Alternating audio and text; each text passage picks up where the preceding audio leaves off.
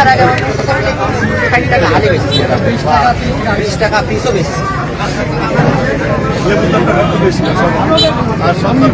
লেবুর দাম বাড়তি হওয়ার কারণ কি? লেবুর দামটা বাড়তি হওয়ার কারণ এমনি লেবু তো এখন অন সিজন, এখন লেবু সিজন না, তারপর মানুষের চাহিদা অতিরিক্ত, স্বাভাবিক। লেবুর দাম আহামরি বেশি না। কত লেবুর দাম কত এখন? 50 টাকা হালি। 2 দিন আগেও লেবুর দাম ছিল 7 টাকা 8 টাকা পিস। এটা ভুল কথা হয়, আপনার ভুল কথা ভাইয়া। আপনার কেনা কত আর বিক্রি করছেন কত বলেন তো ভাই? আমার 12 টাকা পিস কিনা খাতা থাকে, 12 টাকা বেশি। আর এইটা ওগুলো 40 কিনা, খরচ আছে 50 না টাকা। না 10-12 দিন আগে কি দাম ছিল? আপনার 10-12 দিন আগে 40 টাকা কেজি ছিল, এখন 50 টাকা কেজি। 10 টাকা বেড়েছে।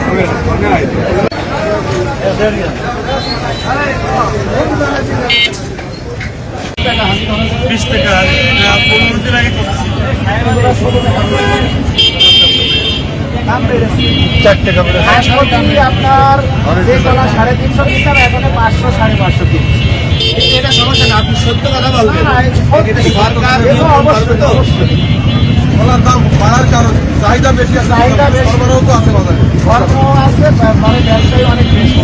আগে আমরা শীতকালে দেখা যাচ্ছে ব্যবসায়ী কালীগঞ্জ ছিল 10 দিন, এখন হয়ে গিয়েছে 20 দিন।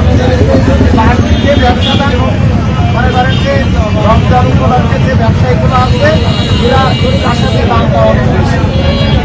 কিন্তু আমরা তো মুসলিম, পার্শ্ববর্তী ভারতে, যেখানে দ্রব্যমূল্যের সব দাম কমে, আমাদের বাড়ে যাবে। এটা আমরা বাজারের অবস্থা জানতে এসেছিলাম, আমাদের হলিয়ার ভাই সহ নেতৃত্বের সাথে আছে।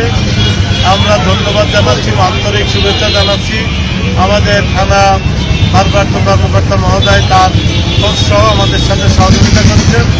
মূলত রমজান মাসে সাধারণ মানুষের ক্রয় ক্ষমতার মধ্যে যাতে পণ্যগুলো কিনতে পারে, সেটাই আমাদের মূল উদ্দেশ্য। আমাদের আমিরে জামাত এ ব্যাপারে অত্যন্ত সজাগ। উনি আমাদের কাছে রিপোর্ট করেছেন যে দ্রব্যমূল্যের অবস্থা কি। সেক্ষেত্রে আমরা দেখতে পেলাম অন্যান্য যে দ্রব্যগুলো আছে, খেজুরটাই এখানে দামের তারতম্যটা বেশি, যদিও কিছু টাকা বেড়েছে সয়াবিনে। লেবুটা আকাশ ছোঁয়া দাম, এর ধারে কাছে যাওয়া যাচ্ছে না।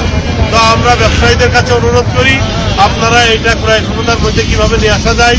আর সাংবাদিকদের কাছে অনুরোধ করি, এইটা জাতীয়ভাবে যাতে এই সংবাদটা প্রচার করা হয়, যাতে রাষ্ট্র এবং রাষ্ট্রের কর্মকর্তারা এই বিষয়টা নজর দিতে পারে। বর্তমান গভর্নমেন্টকেও আমরা অনুরোধ করছি যে এই দেশের মানুষ, মুসলিম অধ্যুষিত জনপদ, রমজানে যাতে দ্রব্যমূল্য এমনি কোনো সময় যাতে দ্রব্যমূল্যটা অতিরিক্ত দাম না বাড়ে, ক্রয় ক্ষমতার মধ্যে থাকে, সেই অনুরোধ আমরা সরকারকে করছি। আপনাদেরকে সার্বিক সহযোগিতা করার জন্য ধন্যবাদ জানাচ্ছি।